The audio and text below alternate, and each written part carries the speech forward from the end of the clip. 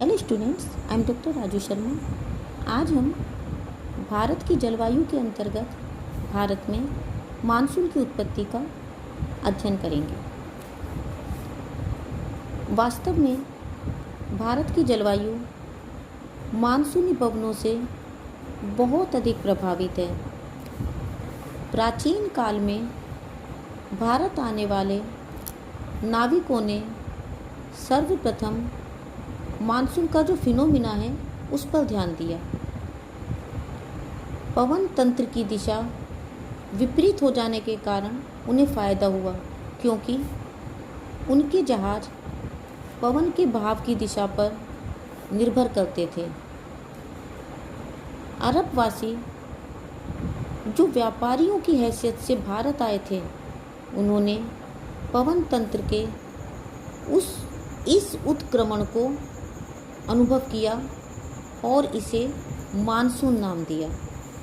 Monsoon शब्द अरबी भाषा के मौसम शब्द से बना है, जिसका अर्थ है मौसम। इसके अनुसार मानसूनी पवनें वो पवनें हैं जो वर्ष में एक बार मौसम के अनुसार अपनी दिशा को पूरी तरह से बदल देती हैं। ऐसी दशा दक्षिणी और पूर्वी एशिया में विशेष रूप से पाई जाती हैं। दक्षिणी एशिया या भारतीय उपमहाद्वीप में विकसित इस व्यवस्था को उष्णकटिबंधीय मानसून और चाइना और उसके निकटवर्ती भागों के ऊंचे अक्षांशों में विकसित इस व्यवस्था को शीतोष्ण कटिबंधीय मानसून भी कहते हैं। भारत में मानसूनी पवनें प्रायः दक्षिण पश्चिम दिशा से और सर्दियों में उत्तरी पूर्वी दिशा से चला करती हैं। मानसूनी पवनों की उत्पत्ति के विषय में सेकेंड वर्ल्ड वॉर से पहले तक तापीय सिद्धांत को ही मेन माना जाता था। परंपरागत इस तापीय सिद्धांत का प्रतिपादन हेली ने किया था। उनके मतानुसार मानसूनी पवनें बड़े पैमाने पर स्थलीय और जलीय पवनें हैं जो ऋतु के अनुसार अपनी दिशा बदल देती हैं। ग्रीष्म ऋतु में अधिक सूर्यताप के कारण उत्तरी पश्चिमी भारत के स्थलीय भाग सागर की अपेक्षा अधिक गर्म हो जाते हैं और वहाँ लो प्रेशर का केंद्र बन जाता है। तब सागरों की ओर से स्थल की ओर पवनें चलने लगती हैं। चूँकि ये जलीय भाग से आती हैं, इसलिए जल वाष्प से भरी होती हैं और वर्षा करती हैं। इन्हें दक्षिणी पश्चिमी मानसूनी पवनें कहते हैं। इसके विपरीत सर्दी में स्थल पर अधिक वायुदाब और जलीय भाग में निम्न वायुदाब पाया जाता है, इसलिए पवनें स्थल से जल की ओर चलने लगती हैं। स्थल से आने के कारण ये ठंडी और शुष्क होती हैं और वर्षा नहीं करती। इन्हें उत्तरी पूर्वी मानसूनी पवनें कहते हैं। मानसून की उत्पत्ति के विषय में कई नई विचारधाराएं भी हैं, जिनके अंतर्गत मानसून की उत्पत्ति का संबंध जेट स्ट्रीम से भी माना जाता है। कुछ भारतीय विद्वानों जैसे कोटेश्वरम, फ्लोन, रमन, रामनाथन, रामरत्ना रामास्वामी, अनंत कृष्णन और भारत रूसी अध्ययन दल मोनेक्स की खोजों ने मानसून की उत्पत्ति का संबंध जेट स्ट्रीम से माना। अब प्रश्न ये उठता है कि ये जेट स्ट्रीम क्या हैं? जेट स्ट्रीम क्षोभ मंडल में बहुत अधिक ऊंचाई पर पाई जाती हैं, यानी कि ये लगभग 12,000 मीटर की ऊंचाई पर तीव्र गति से बहने वाली पश्चिमी हवाएं हैं।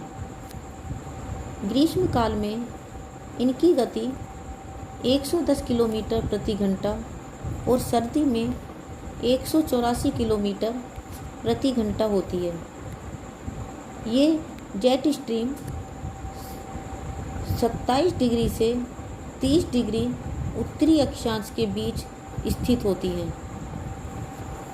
भारत में ये जेट स्ट्रीम ग्रीष्म ऋतु के अलावा साल भर हिमालय के दक्षिण में प्रवाहित होती हैं।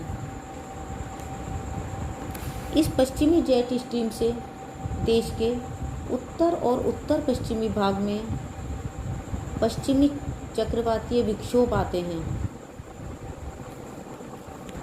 भूमध्य सागर में यूरोप की ठंडी वायु राशि और सहारा मरुस्थल की वायु राशि के अभिसरण से समशीतोष्ण चक्रवात की उत्पत्ति होती है। ये चक्रवात भूमध्य सागर और फारस की खाड़ी से नमी प्राप्त करते हैं और ये ईरान, अफ़गानिस्तान और पाकिस्तान को पार कर शीत ऋतु में भारत में प्रवेश करते हैं। इन्हें भारत की ओर अग्रसर करने में पश्चिमी जेट प्रवाह यानी कि वेस्टर्ली जेट स्ट्रीम महत्वपूर्ण भूमिका अदा करती है। गर्मियों में सूर्य की आभासी गति के साथ ही उपोष्ण कटिबंधीय पश्चिमी जेट धारा हिमालय के उत्तर में निकल जाती है। एक पूर्वी जेट स्ट्रीम गर्मी के महीनों में प्रायद्वीपीय भारत के ऊपर करीबन 14 डिग्री उत्तरी अक्षांश में प्रवाहित होती है। पूर्वी जेट स्ट्रीम गर्म होती है, इसलिए इसके प्रवाह से सतह की हवा गर्म होने लगती है और ऊपर उठती है। इससे पश्चिमोत्तर भारत सहित पूरे भारत में एक निम्न वायुदाब का क्षेत्र बन जाता है। इस निम्न वायुदाब के क्षेत्र की ओर अरब सागर से नमी युक्त पवनें चलने लगती हैं, जो दक्षिणी पश्चिमी मानसून के नाम से भारत में प्रवेश करती हैं। मानसून की उत्पत्ति में तिब्बत के पठार की एक महत्वपूर्ण भूमिका होती है। समुद्र तल से 5,000 मीटर यानी कि 5 किलोमीटर से अधिक ऊंचाई पर स्थित यह पठार सूर्य की किरणों से तप्त होकर हीटर का काम करता है। एज अ रिजल्ट इन अक्षांशों में धरातल और क्षोभ मंडल के बीच वायु का एक आवर्त सा स्थापित हो जाता है। क्षोभ मंडल में ट्रॉपिकल ईस्टर्ली जेट स्ट्रीम और सब ट्रॉपिकल वेस्टर्ली जेट स्ट्रीम आंधी और तूफान निश्चित क्रम में चला करते हैं। वायुमंडल की वाष्प युक्त पवनें ऊपरी क्षोभ मंडल में पहुंचती हैं और अनेक दिशाओं में फैल जाती हैं। इसके पश्चात इन पवनों का एक सुनिश्चित प्रवाह जेट स्ट्रीम के रूप में निम्न क्षोभ मंडल में पहुंचता है। अधिक ऊंचाई पर पहुंचकर यही धाराएं द्रवीभूत होकर धरातल पर वर्षा कराती हैं। कोटेश्वरम के अनुसार वेस्टर्ली जेट स्ट्रीम की प्रकृति पर ही ग्रीष्मकालीन मानसून निर्भर करता है। ये जेट स्ट्रीम तिब्बत के पठार पर होने वाले ग्रीष्मकालीन विकिरण द्वारा प्रभावित होती हैं। ग्रीष्मकाल में तिब्बत का पठार जितना अधिक तपता है, उतनी ही ईस्टर्ली जेट स्ट्रीम शक्तिशाली होती है और निम्न अधोमंडल में पहुंचकर भारी वर्षा करने में सहायक होती है। अरब सागर में ग्रीष्मकालीन मानसूनी वर्षा की अनियमितता का अध्ययन करते हुए मोनेक्स अध्ययन दल ने यह स्पष्ट किया कि जिस वर्ष उत्तरी पूर्वी पवन मंद होती है, तभी दक्षिणी पश्चिमी मानसून भी शक्तिहीन होता है। तिब्बत का पठार जितना अधिक गर्म होता है, दक्षिणी पश्चिमी मानसून उतना ही अधिक सक्रिय होता है। अरब सागर में मानसून से पूर्व तापमान गिरने से मानसून प्रबल होता है, अरब सागर की सतह का ठंडा होना अगुलहास धारा और अफ्रीकी तट के मध्य कुछ गहराई से उभरने वाली एक ठंडी जलधारा की शक्ति पर निर्भर करता है।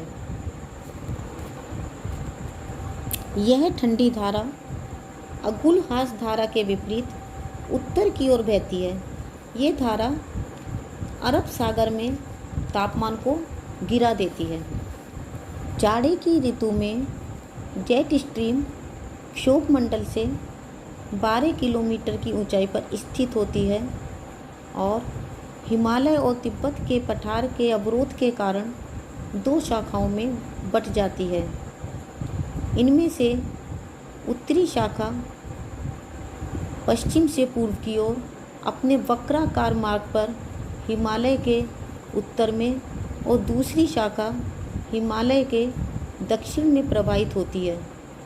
दक्षिणी शाखा द्वारा बनाए गए चाप के कारण इन दिनों अफ़गानिस्तान और पाकिस्तान के क्षेत्र में एक उच्च वायुदाब का क्षेत्र का निर्माण होता है, जिससे वायुमंडल में अस्थिरता पैदा हो जाती है और उत्तरी पूर्वी मानसूनी हवाओं के उद्भव को मदद मिलती है। कुछ विद्वान ये धारणा प्रस्तुत करते हैं कि अल नीनो का भी मानसून पर गहरा प्रभाव पड़ता है। ठंडी पेरू जलधारा के मध्य ठंडी पेरू जलधारा के बदले अस्थायी तौर पर गर्म जलधारा के विकास को एल नीनो नाम दिया गया है। एल नीनो एक स्पेनिश शब्द है जिसका अर्थ है बच्चा, जो कि बेबी क्राइस्ट को व्यक्त करता है।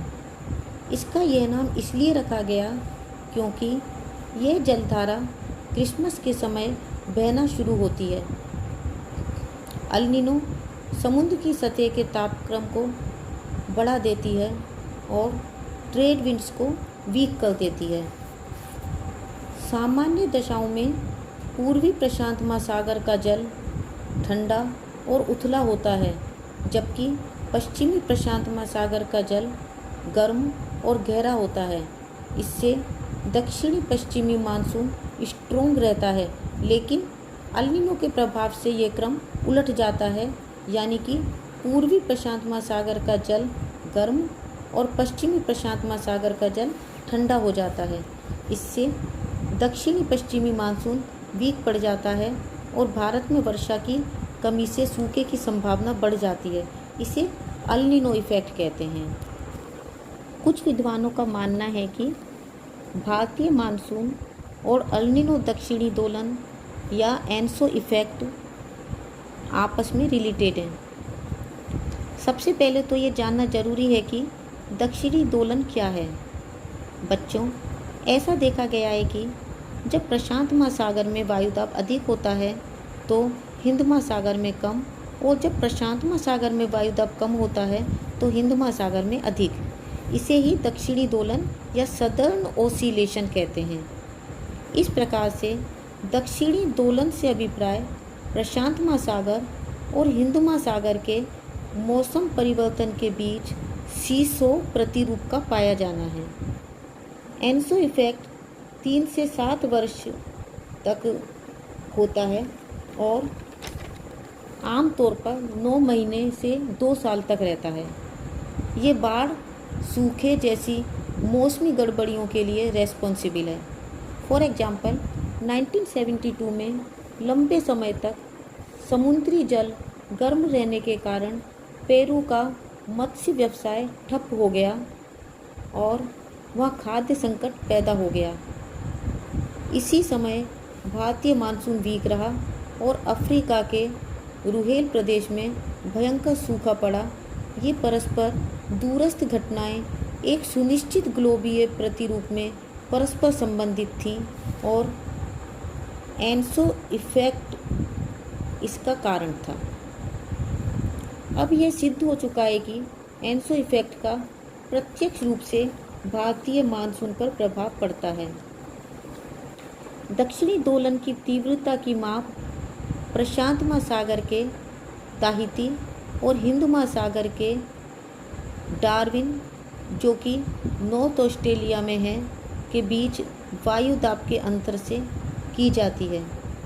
इनमें से ताहिती की लोकेशन 18 डिग्री साउथ और 149 डिग्री वेस्ट है, जबकि डार्विन की 12 डिग्री साउथ और 130 डिग्री ईस्ट है।